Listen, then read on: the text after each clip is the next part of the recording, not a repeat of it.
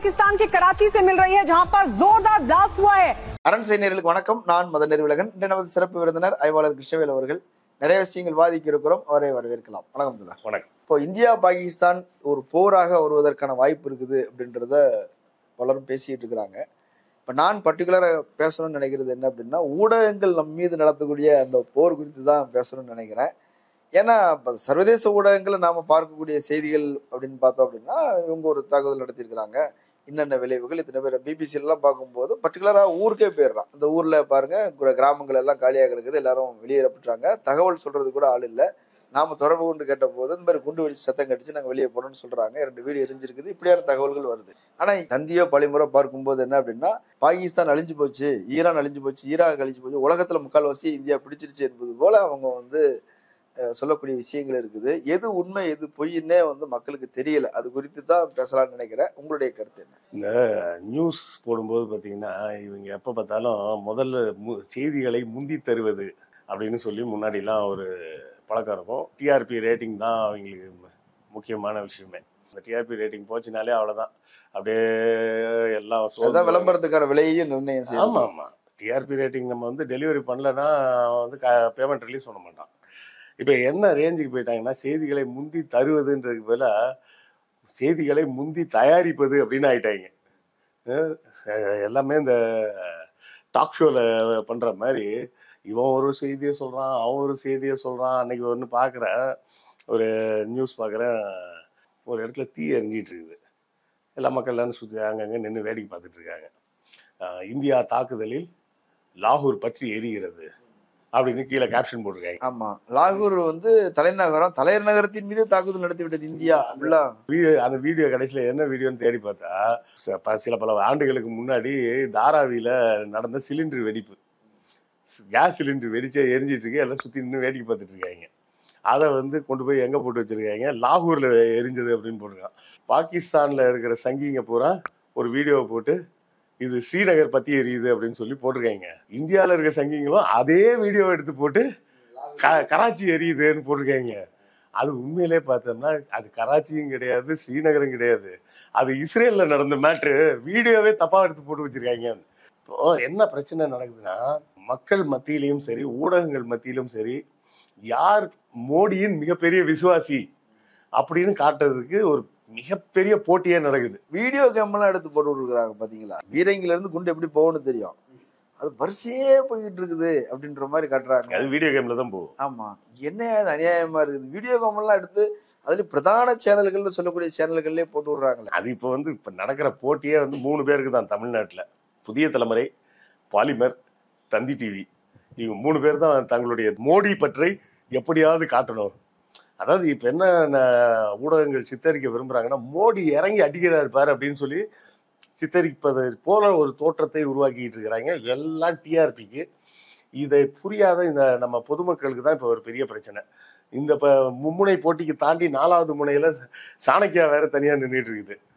அவர் தான் சொன்னார், 4 மணி நேரத்துல பாகிஸ்தான் அவ்வளவுதான் முடிஞ்சது, பிடிச்சிடும், பாகிஸ்தானே முடிஞ்சது. ஆமா, கராச்சி தாக்கப்பட்டது உண்மைதான், ராவல்பிண்டி தாக்கப்பட்டது உண்மைதான், அதுல எல்லாம் எந்த மாற்று கருத்தும் இல்ல. என்ன நடந்ததோ அதை சொல்லலாம். அதை சொல்றேன். யாரும் இந்தியாவுக்கு எதிராக போகல, ராணுவத்துக்கு எதிராக போகல. பாகிஸ்தான்ல தீவிரவாதம் இருக்கிறது உண்மைதான், இதெல்லாம் யாருமே மறுக்கல. ஆமா. ஆனா இவங்களுக்கு என்ன ஆசைன்னே தெரியல.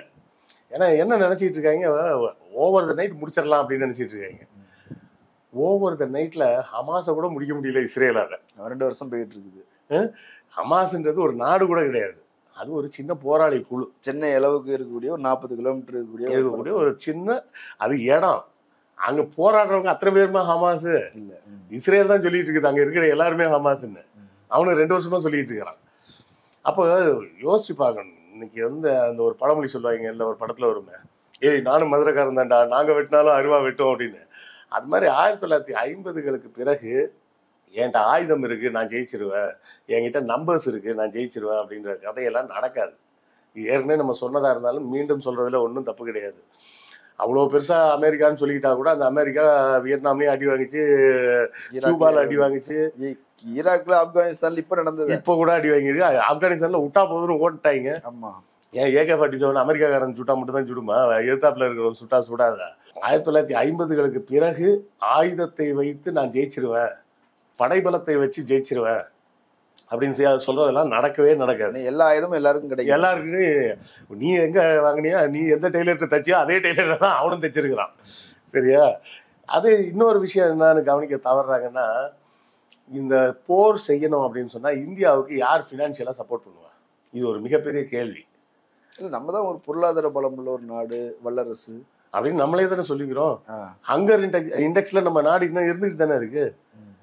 இரவு உணவு உண்ணாமல் தூங்க செல்பவர்கள் கோடிக்கணக்கான பேர் இன்னும் இந்தியாவில் இருக்க தானே செய்யறாங்க. அப்புறம் எங்க தண்ணீரை அடைஞ்சிட்டோம் நம்ம? ராத்திரி சாப்பிடாம தூங்குறவங்க மோர் தேன் crore அப்படின்றது டேட்டா இருக்கு. நம்ம உள்ளூர்ல இருக்கவனுக்கு சாப்பாடே போட முடியாத நிலையில இருந்துகிட்டு ராணுவத்துக்கு எங்க இருந்து செலவு பண்ணுவீங்க? இப்போ உக்ரைன் வந்து தொடர்ச்சியா இத்தனை வருஷம் சண்டை போட்டுட்டு இருக்காங்கன்னா அமெரிக்கா காசு கொடுத்துட்டு இருந்தது. இஸ்ரேல் சண்டை போட்டுட்டு இருந்தாங்கன்னா அமெரிக்கா காசு கொடுத்தது. ட்ரம்ப் வந்தோடனே என்னாச்சு? இஸ்ரேலை கூப்பிட்டு சொல்லிட்டாரு காசு தர முடியாதுன்னு. உடனே அவன் போர் நிறுத்தட்டான். உக்ரைன் ஜெலன்ஸ்கியை கூப்பிட்டு என்ன சொன்னாரு? கூப்பிட்டு திட்டிவிட்டாரு. அவரு பிரஸ் மீட்லயே வச்சு திட்டிவிட்டாரு. நல்லா ஒத்துக்கோ, நீ இந்த சண்டையே உன்னால தானே வந்துச்சு, உனக்கு எதுக்கு நேட்டோல இடம்? நேட்டோலாம் இடம் கொடுக்க முடியாது, முதல்ல சண்டையை நிப்பாட்டு அப்படின்னு. அதாவது நம்ம வீட்டுல பிள்ளைங்களை மிரட்டுற மாதிரி மிரட்டி அனுப்பிச்சு விட்டாரு அவரு. அதோட உக்ரைன்ல சண்டை நின்று போச்சு. அப்ப ஒரு சண்டைன்னு வந்தா இது நான் இந்தியாவுக்கு மட்டும் இல்லைங்க, நாளைக்கே சைனாவுக்கும் இலங்கைக்கும் சண்டைன்னு வச்சுப்போம். இலங்கையை பிடிச்சிட முடியுமா சைனாவால? முடியாது, கண்டிப்பா முடியாது. பிளஸ் அப்படி ஒரு சண்டை வந்தா சைனாவுக்கே வந்து வேற யாராவது பினான்சியலா சப்போர்ட் பண்ணாதான் சண்டை போட முடியும். பினான்சியல் சப்போர்ட் இல்லாம எந்த ஒரு நாடு இன்னொரு நாட்டு கூட சண்டை போடுறதெல்லாம் இந்த காலத்துல நினைச்சே பார்க்க முடியாது. உங்களுக்கு மெயின் வந்து உடனடியாக பெட்ரோல், எரிபொருள் வேணும். இருக்கிற பெட்ரோல் டீசல் பூரா ராணுவத்துக்கு கொண்டு போயிடுவாங்க. கொண்டு போயிட்டாங்கன்னா இங்க என்ன பண்ணுவீங்க? பெட்ரோல் 500 ரூபாய்க்கு விற்கும், டீசல் 800 ரூபா ஆகும். அன்றாட வாழ்க்கையை நடத்த முடியாதுன்ற இடத்துக்கு வந்துடும். ஆனா இவங்க என்ன ரேஞ்சுக்கு பேசிட்டு இருக்காங்க? பாகிஸ்தானை ஆல்ரெடி பிடிச்சாச்சு. இவங்க சொல்ற செய்தி எல்லாத்தையும் கலெக்ட் பண்ணி பார்த்தீங்கன்னா பாகிஸ்தானை 4 தடவை அழிச்சாச்சுன்னு சொல்லிடலாம் நம்ம. அங்க பாகிஸ்தான்ல நமக்கு இப்படி 1000 பிரச்சனை இருக்குன்னா பாகிஸ்தானுக்கு வேற 1000 பிரச்சனை இருக்கு. அங்க பலுச்சிஸ்தான் ஒரு பகுதியில் அவன் வந்து என்ன விட்டுரு நான் போராடிட்டு இருக்கான். அவன் தனிநாடு கேட்டு போராடிட்டு இருக்கான். அவன் ரொம்ப நாளா போராடிட்டு இருக்கான். ஈரான் வேற என்ன சொல்லிட்டு இருக்கான்? நீ தனியெல்லாம் போகாத, என் கூட வந்துருன்றான். அவன் நான் எனக்கு பாகிஸ்தானே வேணான்றேன், இதுல என்னடா உன் கூட வர சொல்ல? நான் உண்டியே வரல, அவன்டே வரல, நான் தனியா இருந்துக்கிறேன். எங்களிடம் இருக்கக்கூடிய எண்ணெய் வளங்களை பூரா பாகிஸ்தான் உறிஞ்சி திங்குது. அதன் மூலமாக எங்களுக்கு அடிப்படை வேலை வாய்ப்பு கூட கிடைக்க மாட்டேங்குது. எங்களை தனியா விட்டு நாங்க பாத்துக்கிறோம் அப்படின்னு அவன் ஒரு பக்கம் பேசிட்டு இருக்கிறது மட்டும் இல்ல, அங்க ஆயுதம் தாங்கிய போராட்ட குழுலாம் இருக்கு. இப்ப இந்த நேரத்துல அவன் கிளம்பி வந்தான்னா பாகிஸ்தான் என்ன பண்ணும்? கிளம்பிட்டானே, கொண்டு வைக்கிறாங்க, அங்கங்க தாக்குதல் ஆரம்பிச்சிருச்சு. இன்னும் ஃபுல் ஃபிளெஜ்டா ஆரம்பிக்கலன்றதுக்காக சொல்றேன். அதாவது பாகிஸ்தான் ஏற்கனவே வந்து அது டூவல் ஸ்டேட் தான். அது பேருக்கு அரசியல்வாதிகள் நடத்தும் ஆட்சின்னு ஒண்ணு, டீப் ஸ்டேட்னு சொல்லி ராணுவம் நடத்தக்கூடிய ராணுவம் தான் ஆண்டுகிட்டு இருக்குது. அதுக்கு பேரு டீப் ஸ்டேட். அவங்க பிரதமருக்கு சில உரிமைகளை வழங்கி இருக்கிறாங்க. ஆமா, பத்திரிகையாளர் சந்திப்புல நீ பேசிக்கீங்க, பக்கத்து நாட்டுல இருந்து பிரதமர் வந்தாருன்னா அவர்கிட்ட கை குலுக்குங்க அப்படின்னு சில சலுகைகளை கொடுத்துருக்கிறாங்க. அப்படி இருக்கும்போது பாகிஸ்தான் ஏற்கனவே வந்து வறுமை கோட்டுக்கு ரொம்ப கீழே இருக்கு பெரும்பாலான மக்கள். சவுதி இளவரசர் வந்து என்ன தெரியுமா பேட்டி கொடுக்குறாரு? பாகிஸ்தானியர்கள் வந்தா உள்ள விடாது அப்படின்றாரு. ஏன் அப்படின்னு கேட்டா, பாகிஸ்தான்ல இருந்து வரவன் பூரா பிச்சை எடுக்கிறதுக்குனே வரானாம் சவுதி அரேபியால வந்து. இதை வந்து நான் சொல்லல, சவுதி அரேபியா இளவரசர் சொல்லியிருக்கிறார். பாகிஸ்தானியர்கள் பெரும்பாலும் இங்க சவுதி அரேபியா வருவதற்கு காரணமே வந்து மெக்கா பகுதியில போய் பிச்சை எடுக்கிறதுக்கு தான் வராங்க. வறுமை அந்த அளவுக்கு அதிகமாயிருச்சு. அதாவது உள்நாட்டுல பிச்சை எடுக்கிறதுக்கு கூட வழி இல்லாம வெளிநாட்டுல போய் பிச்சை எடுக்கிற அளவுக்கு இருக்கு பாருங்க. அப்படி இருக்கும்போது இந்த இடத்துல தேவையில்லாம என்னுடைய தேசபக்தியை நிரூபிக்கணும்னா நான் மோடி நல்லவர்னு சொன்னாதான் நிரூபிக்க முடியும் அப்படின்ற ஒரு கட்டாயத்தை நோக்கி எல்லா பக்கமும் தள்ளிட்டு இருக்கிறாங்க. எதை சொன்னாலும் அப்ப நீ தேச துரோகியா? டேய், உண்மை நிலவரம் என்னன்னு பாருறா. ரஃபேல் விமானம், ரஃபேல் கவர்மெண்டே சொல்லலையே. கவர்மெண்டே என்ன சொல்லுதோ அதான் நியூஸ். ஆமா, அதை விட்டுட்டு இவங்க ஒண்ணு நியூஸ். கண்டிப்பா அதுதான் நடக்குது. ஏன்னா CNN ரிப்போர்ட்டர்ஸ் வந்து சொல்றது என்ன சொல்லியிருக்காங்கன்னா, ஸ்ரீநகர் கிட்ட 3 விமானங்கள் தாக்கப்பட்டிருக்கு. ரஃபேல்னு அவங்க சொல்லலை, 3 விமானங்கள்னு சொல்லியிருக்காங்க. ஸோ கணக்கு வச்சு பார்த்தீங்கன்னா 4 விமானம் அப்படிங்கிறது கணக்கில் வருது. இதையும் அவர் அந்த பிரவீன் சாவனே தான் ஒயர் பேட்டியில் சொல்லியிருக்கிறார். அவர் இந்த மிலிட்ரி சம்மந்தப்பட்ட விஷயங்கள் எல்லாம் எக்ஸ்பர்ட். சஹானி, பிரவீன் சஹானி. நாம வந்து மிலிட்ரி எக்ஸ்பர்ட்லாம் கிடையாது. நம்ம வந்து வர்ற நியூஸை பார்க்குறோம். பார்த்தா ஏன்டா இப்படி ஒன்று மாற்றி மாற்றி உளறி வைக்கிறீங்க அப்படிங்கிறத பார்க்கும்போது எரிச்சலாக ஆகுது. சர்வதேச ஊடகங்கள் என்ன சொல்லுது, இந்திய ஊடகங்கள் என்ன சொல்லுது, அதை கம்பேர் பண்ணி பார்க்க வேண்டியிருக்குது. இப்போ விக்ராந்த் வந்துருச்சுன்றாங்க. விக்ராந்த் வந்தது வரட்டும், அதை பற்றிலாம் ஒரு தப்பும் கிடையாது. துருக்கியிலேருந்து ஒரு கப்பல் வந்திருக்கு, அதையும் சொல்ல மாட்டேன் நீ. அது பாகிஸ்தானுக்கு ஆதரவா வந்து பாகிஸ்தானுக்கு ஆதரவா துருக்கின்னு ஒரு புது நட்பு நாடு உருவாகி இருக்கு அவனுக்கு. அதுவே ஒரு ஆபத்தான அது விஷயம். மட்டும் இல்ல, நிறைய ட்ரோன் கொடுத்துருக்காங்க, அவங்க ஆயுதங்கள் ஆமா, அது வேற. ஒரு கப்பலையே கொண்டாந்து நிப்பாட்டி வச்சிருக்கிறான்றது. இப்போ நம்ம கிட்ட வந்து அரபிக்கடல்ல வந்து 2500 கிலோமீட்டர் நம்ம கண்ட்ரோல்ல இருக்கு அப்படின்னு நம்ம பெருமைப்பட்டுக்கிட்டாலும், பாகிஸ்தான் சைட்லயும் ஒரு 1000 கிலோமீட்டருக்கு அரபு கடல் அவன் பகுதியில இருக்குல்ல, அதையும் நம்ம கணக்குல எடுக்கணும்ல. தன் வலி மாற்றான் வலி அப்படின்னு வள்ளுவரே சொல்லியிருக்காரு. உன்னுடைய வலிமை மட்டும் இல்ல, எதிரியோட வலிமை என்னன்றதையும் தெரிஞ்சுக்கோ. அப்பதான் அந்த போர்ல நீ என்ன செய்ய முடியும். நீங்க இன்னொரு குரூப், நம்ம ராஜேந்திர பாலாஜி மாரி எடப்பாடியார் ஓகேன்னு சொன்னா நான் 100 பேரை கூட்டிட்டு எல்லைக்கு போறேன். 1000 பேர் 1000 பேரா? ஆமா. சரி, நான் அந்த நம்பர் தப்பா சொல்லிட்டேன். 1000 பேரை கூட்டு என்ன அம்மா வாழ்க, வாழ்க, எடப்பாடி வாழ்கன்னு சொல்ல. ஏற்கனவே இருந்தாலும் அரெஸ்ட் பண்ணுவாங்கன்னு பயந்துட்டு பெங்களூர்ல சுத்திட்டு இருந்தாலே. இப்படி ஒரே காமெடியன்ஸ் ஒரு பக்கம். நீ போய் சண்டை போட வேண்டா அப்படின்றாங்க கமெண்ட்ல. நான் ஏன்டா போகணும்? வை நீ போ நீ போ மேன். முதலமைச்சருக்கு ஒரு வேண்டுகோள் வேணா வைக்கலாம். ஒரு தனி விமானம் ஏற்பாடு பண்ணி இந்த மாதிரி ரொம்ப தேசபக்தியோட இருக்கிறவங்களெல்லாம் பிடிச்சி ஏற்றி கொண்டு போய் ஸ்ரீநகர்ல இறக்கி விட்டு வந்துருங்க. ஃபிளைட் டிக்கெட்லாம் நம்மளே கொடுத்துருவோம். ஆமா, நம்ம ஃபிளைட் சார்ஜ் எல்லாம் நம்ம கொடுத்துக்கலாம். தனி வரி கூட போடலாம். ஆமா, அதுக்காக ஒரு வரி வேணாலும் போடுங்க, நாங்க கட்டுறோம். இல்ல சீமான் பாணியில திரள் நீதி வேணாலும் போடுங்க, நாங்க திரள் நீதி கொடுக்குறோம். கொண்டு போய் விட்டுருங்க. இவனுக்கு இம்சை தாங்க முடியல, ஓவரா கூவிக்கிட்டு. இந்த கூவல் வந்து முன்னாடிலாம் வந்து இந்த சமூக ஊடகங்கள்ல இருக்கிறவன் பண்ணுவான். இப்ப மெயின்லைன் சேனல்லயே வர ஆரம்பிச்சாங்க. அது இன்னும் எரிச்சலை கொடுப்பதாக இருக்கிறது. எரிச்சல் கொடுக்கறது மட்டும் இல்ல, இது வந்து இந்த மாதிரி மிஸ்இன்ஃபர்மேஷன் அண்ட் டிஸ்இன்ஃபர்மேஷன். அதை வச்சு என்ன பண்ண போற நீ? கராச்சி எரிஞ்சிருச்சு அப்படின்னு சொல்றதுனால உனக்கு உங்க வீட்டுல அடுப்பு எரியுதான்னு பாடுறா முதல்ல. இப்போ போன மாசம் கேஸுக்கு பணம் கட்டினியா நீ? அதை பார்க்காத. கராச்சி எரியுது. லாகூர்ல இருக்கிற ஏர் டிஃபென்ஸ் சிஸ்டத்தையே நாங்க காலி பண்ணிட்டோம். அது இதுன்னு அடிச்சு விட்டுட்டு இருக்கிற. அங்க நீங்க சொன்ன மாதிரி ஒரு பக்கம் பாத்தீங்கன்னா அந்த J-10C தயாரிக்கக்கூடிய அந்த விமான நிறுவனத்துக்கு பங்குகள் விலை ஏறிட்டு போகுது. போர்ல வந்து என்னைக்குமே வந்து ஒரு முடிவே வராதுங்க. போர்னால எந்த முடிவும் வராது. மே மாசம் 8ஆம் தேதி இந்த சிந்தூர் ஆபரேஷன் சிந்தூர் முடிஞ்ச மறுநாள் பார்க்குறேன். ஹிமான்ஷி வெர்னால் நினைக்கிறேன் அவங்க பேரு. அவங்க கணவர் தான் வினய். ஏப்ரல் 22ஆம் தேதி இந்த ஹிமான்ஷியோட வீடியோவை போட்டு தான் இந்த பொண்ணு இப்படி கதறி அழுகுது, இதை பார்த்தும் கூட உங்களுக்கு தேசபக்தி வரலையாடா அப்படின்னு நமக்கு பாடம் எடுத்தாங்க. 8ஆம் தேதி என்ன பண்றாங்க, அந்த பொண்ணு வந்து பேட்டி கொடுக்குது. போர்லாம் தேவை கிடையாது, அமைதி தான் முக்கியம், பேச்சுவார்த்தை நடத்துங்க அப்படின்னு அந்த பொண்ணு பேட்டி கொடுக்குது. குற்றவாளியை தண்டிச்சா போதுமானது அப்படின்னு பேட்டி கொடுக்குறாங்க. கொடுத்த உடனே என்ன சொல்லிட்டாங்க, அந்த பொண்ணை வந்து எந்த அளவுக்கு டார்ச்சர் பண்ண முடியுமோ அந்த அளவுக்கு troll troll troll troll full trolling. அந்த பொண்ணோட மனசு என்ன கஷ்டப்படுது, என்ன ரேஞ்சில் ட்ரோலிங்கா, நீ பெரிய பங்களால இருக்க, உனக்கு ஏழைகளோட வழி தெரியுமா, நீ வந்து காஷ்மீர்ல இருக்கிற முஸ்லீம்ஸ் கூட படுக்கணும்னு ஆசைப்படுற, நீ உன் கணவனை உண்மையிலே லவ் பண்ணிலாம் கல்யாணம் பண்ணல, நீ வந்து உன் கணவனை கல்யாணம் பண்ணதே பாகிஸ்தான் சதி, நீ எவ்வளோ பெரிய கல் நெஞ்சக்காரி, உன் புருஷன் செத்த ஈமக்க சடங்குக்கு நீ அளவே இல்லை, நீ ஊபர் ஏன் புக் பண்ற தெரியுமா, அந்த டிரைவரை கூட்ட அவங்க கூட புக் பண்ற. இதெல்லாம் நான் சொல்றது சில எக்ஸாம்பிள்ஸ், அதாவது பொதுவெளியில சொல்லக்கூடிய எக்ஸாம்பிள்ஸ். அப்ப சொல்ல முடியாத அளவுக்கு என்ன ரேஞ்சில ட்ரோல் பண்ணியிருப்பாங்கன்னு பாருங்க. பெண்களை பொதுவான எப்படி பேசுவாங்களோ அப்படி பேசியிருக்கிறாங்க. கேவலமா, அதான் கேவலமா எப்படி பேசுவாங்கன்னு சொல்லுங்க. பொதுவா எப்படி பேசுவாங்கன்றீங்க. பொதுவா பெண்கள் அப்படியே அங்க பேசுவாங்க. பொதுவா கேவலமா பேசுறது. பொதுவா இந்த சங்கிங்க எப்படி கேவலமா பேசுவாங்களோ அந்த மாதிரி பேசி வச்சிருக்கிறாங்க. நல்லா யோசிச்சு பாருங்க, தன் கணவன் இறந்து 15 நாள் கூட ஆகல. அப்ப அந்த பெண்ணோட மனநிலை எப்படி இருக்கும்? உண்மையில அந்த பொண்ணுக்கு தான் சமூகப்பட்டு இருக்குது, நாட்டுப்பட்டு இருக்குது, மனித நேயம் இருக்குது. செத்தது யாரா இருந்தா என்ன, எல்லாரும் மனுஷன் தானே. அந்த அதே மாதிரி ஒரு சின்ன பையன் பார்த்தேன், அவன்கிட்ட போய் ரிபப்ளிக் டிவில இருந்து போய்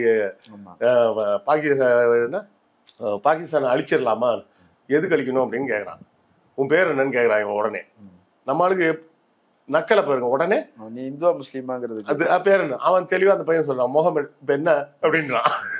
ஆமாண்டா என் பேர் முஸ்லீம் தான், இப்ப என்னன்ற முகமது கைஃப் அப்படின்றான். அவங்க முழிக்கிறாங்க. உனக்கு இந்தியா மேல பற்றே இல்லையா? நான் யார் இல்லைன்னு சொன்னது உனக்கு? அப்போ பாகிஸ்தான் வாழ்க்கைன்னு சொல்லி ஏன் தாராளமா சொல்லாம இப்ப என்ன தப்பு அப்படின்றான். அவனுக்கு செருப்பு கழட்டி அடிச்ச மாதிரி இருந்திருக்கும் அந்த ரிப்போர்ட்டருக்கு. இப்படிலாம் பேசுறிய உனக்கு வெக்கமா இல்லையான்னு. அந்த பையன் பதிலுக்கு கேட்டான், இப்படி வெறுப்பு பரப்பி உன் சேனல்ல நடத்துறிய உனக்கு வெக்கமா இல்லையா அப்படின்னு கேட்டான். சின்ன பையன், அவன் அந்த அளவுக்கு ஷார்ப்பா எப்படி இருக்கிறான்றது எனக்கு ரொம்ப ஆச்சரியமா இருந்தது. ஒரு பத்திரிகையாளரை பேட்டியை எதிர்கொள்றதுக்கு மோடியே பயப்படுறாரு. இன்னைக்கு வரை எனக்காவது 11 வருஷம் ஆச்சுங்க, என்னைக்காவது பேட்டி கொடுத்துருக்காரு அவரு? அதுக்கு முன்னாடியும் பேட்டி கொடுத்தே கிடையாது. ஒரு சின்ன பையன் அழகா எதிர்கொள்றான். இவன் நக்கலா மாத்தி மாத்தி கேட்கறான். கேட்கறதுக்கு பூரா அந்த பையன் தெளிவா ஷார்ப்பா நக்கலா பதிலும் சொல்றான். சார் அந்த பையனை பார்த்தாது திருந்துங்கடான்னு சொல்லணும். உங்களுக்கு என்ன தேவை? இஸ்லாம் இந்து 2 பேரும் சண்டை போடணும். இந்தியா பாகிஸ்தான் 2 சண்டை போடணும். இந்தியா பாகிஸ்தான் சண்டை போடணுன்றதுலாம் அவன் நோக்கம் கிடையாது. பக்கத்து வீட்டு பாயை அடிக்கணும். பிஜேபியோட அரசியலேங்கிறது பாகிஸ்தான் வெறுப்பு, முஸ்லீம் வெறுப்பு தானே. முஸ்லீம் வெறுப்பு தான். பாகிஸ்தான் வெறுப்புன்றது சும்மா ஒரு பேருக்கு தான். இல்ல, அதையும் வச்சு அவங்க நிறைய அரசியல் பண்ணியிருக்கிறாங்க. கார்கில் போர்ல வந்து அதை வச்சுதானே 99 எலெக்ஷனை வந்து பண்ணாங்க. ஸோ இது வந்து தொடர்ச்சியாக சமூக ஊடகங்கள்ல தான் ஃபேக் நியூஸ் வந்துகிட்டு இருந்ததுன்னு பார்த்தா, இப்போ மெயின்லைன் மீடியாலையும் ஃபேக் நியூஸ் வந்ததுன்னா எங்க போய் முட்டிக்கிறது? இந்தியா டுடே மன்னிப்பு கேட்டுக்கிறாங்க. ஆமா, இந்தியா டுடே மன்னிப்பு கேட்டாங்க கடைசியில ஃபேக் நியூஸ் பரப்புனதுக்காக. அதை எக்ஸ்போஸ் பண்ணதும் முகமது ஜுபேர் தான். இதுல என்ன காமெடி ஆகி போச்சுன்னா, இந்த சங்கிங்கெல்லாம் யாருப்பா அந்த முகமது ஜுபேர், சூப்பர்ப்பா, பாகிஸ்தானோட ஃபேக் நியூஸ் எல்லாம் எக்ஸ்போஸ் பண்ணிட்டாரு அப்படின்னாங்க. மறுநாள் பார்த்துட்டு உங்க ஃபேக் நியூஸ் நம்ம ஃபேக் நியூஸ் எக்ஸ்போஸ் பண்ணிருக்காங்க. அடப்பாவீங்களா, விடு அவனை நியூஸ்ல விடு அப்படின்ட்டாங்க. சார், இது முக்கியமான விஷயமே இந்த மாதிரி போர் சூழல்ல பொய் செய்திகள் பரப்பாமல் இருக்க வேணும்ன்றது முதல் விஷயம். 2வது, போர் வந்து நடப்பதன் காரணம் என்னன்றதை பத்தி பார்க்கணுமே தவிர அதை விட்டுட்டு வெறுப்பை பரப்பக்கூடாது. வெறுப்பை பரப்புவதுன்றது ஒரு சரியான நோக்கமே கிடையாது, சரியான விஷயமாவும் இருக்காது. இந்த ஆபரேஷன் சிந்தூர் நடந்து இன்னைக்கு 3வது நாள் தான் வந்திருக்கு. 3வது நாளைக்குள்ள 300 நியூஸ் வந்துருச்சு. 300 வெர்ஷன்ல நியூஸ் வந்தாச்சு. அவங்க தாக்குதல் நடத்துறேன்னு சொன்னது 9 இடம் தான். ஆனா இவங்க சொல்றது வந்து 9000 இடத்த சொல்லிட்டு. ஆமா, அந்த ரேஞ்சுக்கு பரப்பிக்கிட்டு இருக்காங்க. இது வந்து யாருக்குமே நல்லது கிடையாது. இப்ப என்னன்னா, எந்த நியூஸை பாக்குறதுன்னே தெரியல. இதெல்லாம் நம்புறதா? அதுதான் சொல்ற கதையெல்லாம் நம்புறதா? அதான் இப்ப இந்தியாவில உள்ள நியூஸே பாக்குறது இல்ல. ஒரு மேப் போட்டு ஒண்ணு காட்டிக்கிறாங்க. ஆமா, ஒரு மேப் போட்டு இங்க பாரு, இந்த இடத்துல லைன் இருக்கு, இந்த இடத்துல பாயிண்ட் இருக்கு அப்படின்னு போட்டுட்டு எல்லை, அதுதான் எல்லாருக்குமே தெரியும். இந்தியாவோட எல்லை பாகிஸ்தான் பக்கத்துல இருக்கு. இந்தியாவோட எல்லை என்ன அமெரிக்கா பக்கத்துல இருக்குன்னா சொன்னோம். லூசுத்தனமா பரப்பிட்டு இருக்கிறாங்க. தயவு செய்து இந்த மாதிரி விஷயங்கள் இப்ப நான் என்ன பண்றதுன்னு தெரியாம இப்ப என்ன பண்ண ஆரம்பிச்சேன்னா, CNN BBC நியூஸை மட்டும் பார்த்துப்போம். அல்ஜசீரா கூட வேணாம், அவங்க கூட ஏதாவது திடீர்னு பாகிஸ்தானுக்கு ஆதரவாக ஏதாவது நியூஸ் போட்டாலும் போட்டுருவான். பிபிசி நியூஸை பார்ப்போம், இல்லைன்னா CNN பார்ப்போம் அப்படின்னு அதை அந்த இடத்துக்கு தேடி போக வேண்டியிருக்குது. அவனுக்கு இது பெரிய சிக்னிஃபிகண்ட் மேட்டர் கிடையாது. பல நியூஸ்க்கு நடுவில் அதை ஒரு நியூஸாக போட்டுட்டு இருக்கிறான். ஸோ இவ்வளவுதான் நடந்திருக்கு. இன்னும் அதிகாரப்பூர்வமாக எந்த அறிவிப்பும் வரல. 2 தரப்புலயே இருந்தும் அரசாங்கம் அறிவிச்சா மட்டும் பார்ப்போம். அதை கூட we should take it with a pinch of salt. இந்த விஷயம் பேசுறதுக்கான முக்கியமான காரணமே என்னன்னா, இந்த போர் பதட்டம்ங்கிறது மக்களை வந்து ரொம்ப குழப்புது. அவங்க வந்து பெட்ரோலை அதிகமா வாங்கி வைக்க ஆரம்பிக்கிறாங்க, டீசல் அதிகம் வாங்கி வைக்க ஆரம்பிக்கிறாங்க, உணவுப் பொருட்களை வந்து அதிகம் சேகரிச்சு 2 மாசத்துக்கு தேவை அப்படின்னு சொல்லும்போது அதை அப்போ என்ன ஆயிருது அப்படின்னா, சந்தையில வந்து பொருள் காலியாயிடும். தட்டுப்பாடு, விலையேற்றம். ஆமா, 2மே வந்துடும். காசு இருக்கிறவன் வாங்கிக்குவான், இல்லாதவன் என்ன பண்ணுவான்? ஆமாங்க, வார கூலியில இருக்கிறவன் என்ன பண்ணுவாங்க, அவனுக்கு அந்த ஒரு வாரத்துக்கு வாங்குறதுக்கு தான் அவன்கிட்ட காசு இருக்கும். மாச சம்பளத்துக்காரனாரு ஒரு மாசத்துக்கு தேவையானதை வாங்கி வச்சுப்பான். இன்னும் பணக்காரனா இருக்கவன்னா ஒரு 6 மாசத்துக்கு சேர்த்து அவன் வாங்கி வச்சான்னா, இந்த வாரக்கூலி தினக்கூலியா இருக்கிறவன்லாம் என்ன பண்ணுவான்? ஆமா, இப்போ வரைக்கும் எல்லைப்புற மாநிலங்கள்ல மட்டும் இந்த பிரச்சனை இருக்குது. நாளைக்கு நாடு முழுக்க வந்துச்சு, என்ன நாடு முழுக்க வந்துடும். இவனுக்கு பரப்புற அந்த செய்திகளோட வேகமும் வீச்சும் வச்சு பாத்தீங்கன்னா, இன்னும் ஒரு வாரத்துக்குள்ள பாத்தீங்கன்னா எல்லாரும் அடிப்படின்னு போய் ஒரு 100 குரோசின் கொடு, ஒரு 50 ஸ்டெப்சில்ஸ் கொடு, தலைவலி மாத்திரை வேற ஏதாவது இருந்தா கொடு, அதை கொடு, இதை கொடுன்னு மெடிக்கல் ஷாப் முத கொண்டு எல்லாத்தையும் தொடச்சிருவாங்க. கொரோனா டைம்ல அதானே நடந்துச்சு. பேராசிட்டமால் கொஞ்ச நாள் கிடைக்காமலே இருக்கு. பேராசிட்டமாலே கிடையாது, இந்த மாதிரி ஆயிடுச்சு இல்லை. அதுக்கப்புறம் கவர்மெண்ட்ல இருந்து ரூல்ஸே போட்டாங்க, டாக்டர் பிரிஸ்கிரிப்ஷன் இல்லாம எந்த மருந்துமே கொடுக்காத அப்படின்னு, வலி நிவாரணி கூட கொடுக்காதுன்னு சொல்லி ரூல்ஸே போட்டாங்க மெடிக்கல் ஷாப்புக்கு. அப்போ அது ஒரு பக்கம் நடந்தது. கடைகளில் வந்து பொருட்கள் கிடையாது, பன்னு கிடையாது, பிஸ்கெட் எதுவுமே கிடையாது. ஒன்றும் இல்லாமே சும்மா போய் ஒரு 10 பேக்கெட் பிஸ்கெட்டை கொடு, அவன் மொத்தமே 50 பேக்கெட் தான் வாங்கி வச்சிருப்பான். 5 பேர் வந்து வாங்கிட்டு போனதுக்கப்புறம் அங்கே பிஸ்கெட் இருக்காது. பிராண்டட் பிஸ்கெட்டே இல்லாமல் போயிடுச்சு.